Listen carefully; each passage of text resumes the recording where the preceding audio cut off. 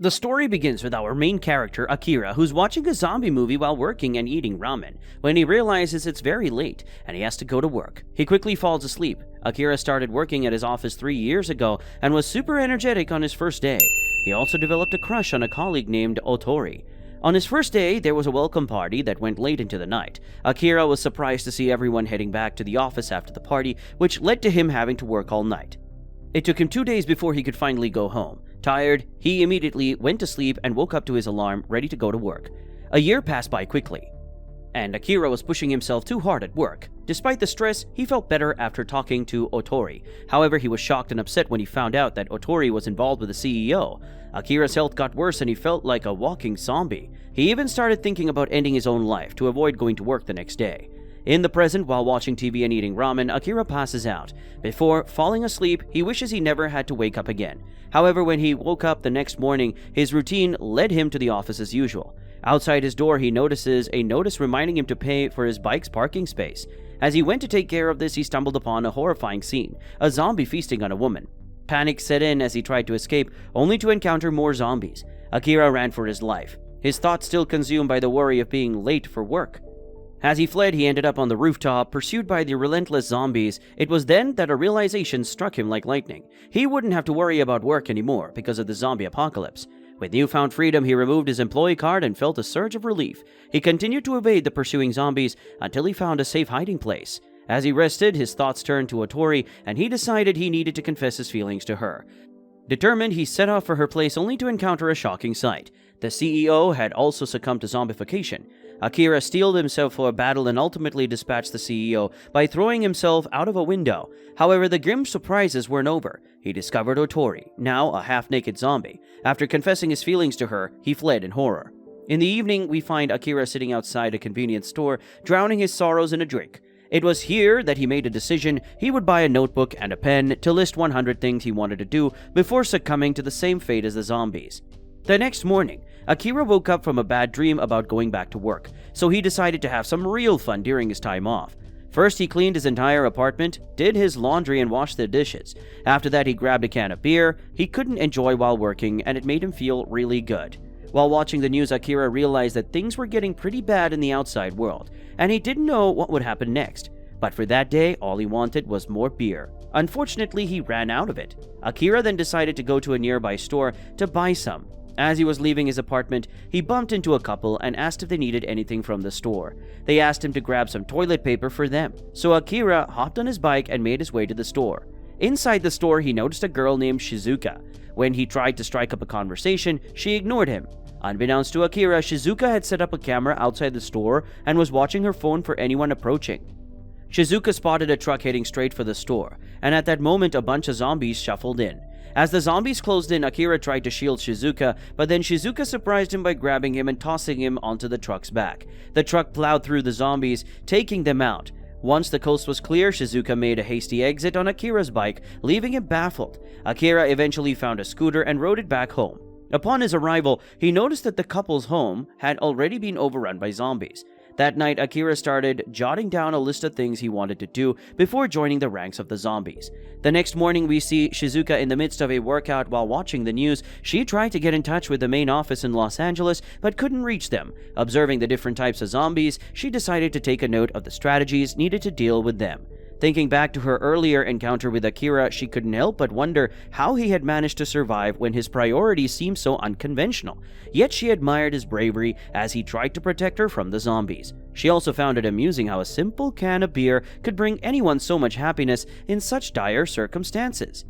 We're at Club Showtime, owned by a guy named Sho. Inside, Sho notices a young girl who's upset because she got separated from her parents during the chaos. He tries to comfort her, but soon he and his crew decide to deal with the zombies gathering outside the club. Meanwhile, Akira hits the road because he doesn't want to stay still and risk getting eaten by zombies. He's on a mission to find his childhood hero, Kencho. When Akira regains signal at home, he sees a message from Kencho. This convinces him that Kencho wouldn't just wait around to become a zombie snack. So Akira sets out to find him. Kencho, on the other hand, is stuck in a hotel room with a chained-up zombie woman. His phone rings and it's Akira calling. Despite warnings of nearby zombies, Akira promises to come to Kencho's aid. Back at Club Showtime, things turn bleak for Sho as the zombies close in.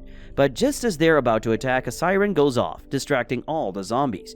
They start moving towards the siren sound, saving Sho from becoming a zombie. Kencho also hears the siren and wonders what's happening. In the hotel, all the zombies were drawn to the sound. It turns out that Akira had rigged a rugby ball to a car's horn and set it on fire. The zombies swarmed around the flaming car, which eventually exploded. Kencho, finally free from his room, noticed all the zombies had disappeared. Suddenly, he ran into Akira, giving him a bit of a fright at first. Akira was overjoyed to see Kencho and apologized for getting angry at him in the past when Kencho had advised him to quit his job. Their reunion was cut short as a group of zombies charged towards them. In a hurry, they dashed to the rooftop and managed to close the door, though they knew it wouldn't hold the zombies for long. Akira suggests they leap to the adjacent building, but Kencho was hesitant. Akira convinced him, and with a push, Kencho made the daring jump. In a light-hearted jest, he even removed his clothes, a long-standing joke between the two. But just as Kencho was about to fall, Akira grabbed his hand, saving him from a terrible fate. Later that night, Akira and Kencho sat together, sharing drinks and talking like the old friends they were, cherishing their miraculous reunion. The next morning, Akira was engrossed in playing a video game while Kencho took charge of preparing a meal for both of them. Akira absolutely loved the delicious food Kencho had cooked.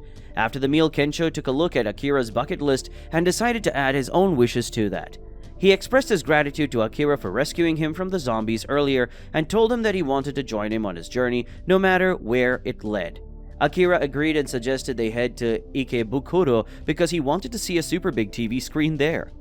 As they set off, they unexpectedly encountered a dead end. Then out of nowhere, they spotted a massive gasoline tanker hurling their way, driven by a zombie. Akira seemed to be pondering a plan while Kencho urged him to make a move.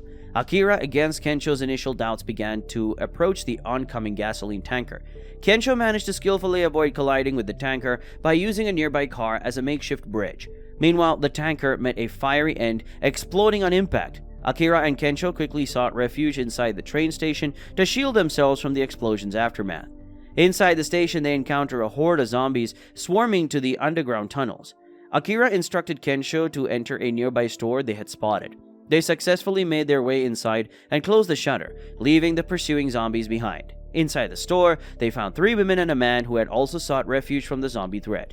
The women were concerned about whether Akira and Kencho were infected, to which they reassured them that they were completely unaffected.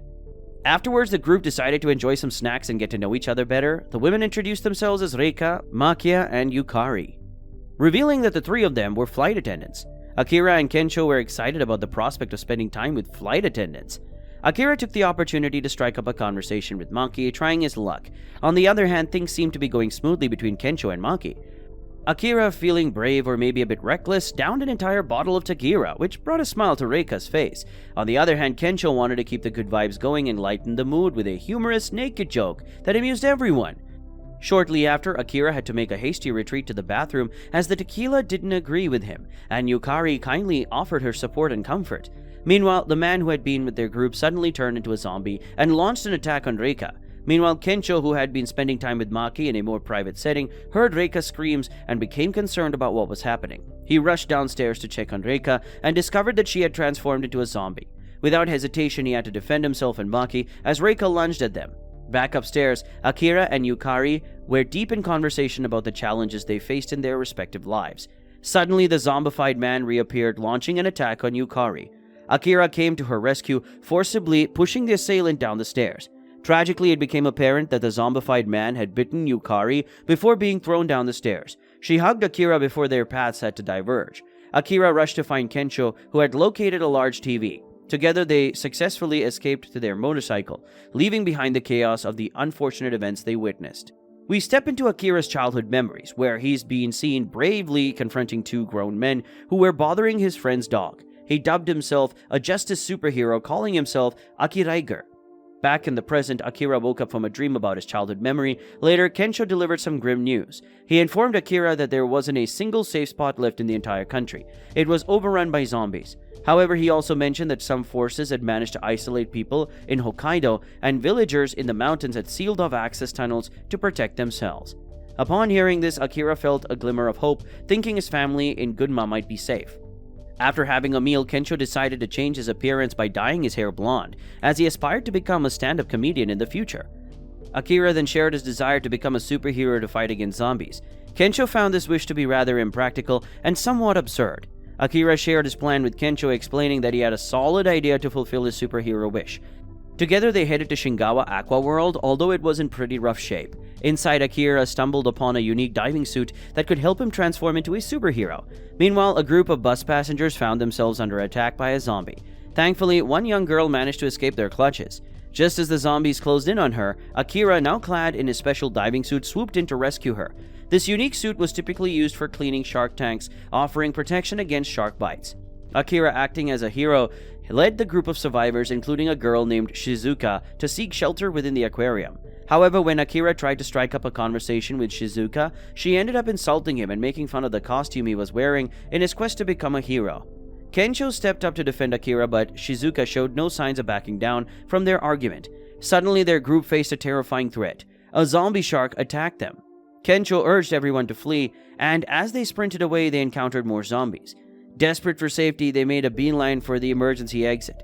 In the chaos, one girl panicked. When Shizuka tried to calm her down, the frightened girl pushed Shizuka away, leaving her stranded while the rest managed to hide in the emergency exit. Akira noticed that Shizuka was left behind and bravely went back to rescue her. Together, Akira and Shizuka devised a tactical plan to confront the zombie shark. Shizuka explained to Akira about the sensory organs in the shark's head, which are capable of detecting incredibly small electrical charges, as tiny as a millionth of a volt. Sharks use these organs to locate and capture smaller prey based on the electrical fields generated by their muscles. Shizuka explained that delivering a strong electric current directly to the sensitive organ of the shark's head could confuse and ultimately kill it. She began searching for a way to generate a more powerful electric charge and fortunately found a pair of batteries. Meanwhile, the zombie shark had Akira cornered, and he was doing his best to buy some time as Shizuka hadn't returned with the batteries yet. In a bold move, Kencho stepped up, shedding his clothes to distract the zombie fish. Just as things were getting intense, Shizuka arrived with the batteries and tossed them in Akira's direction. Akira used the batteries to incapacitate the zombie shark. After their victory, Akira and Kencho decided it was time to leave on their motorcycle. Before parting ways, Shizuka provided Akira with her contact information as a token of gratitude.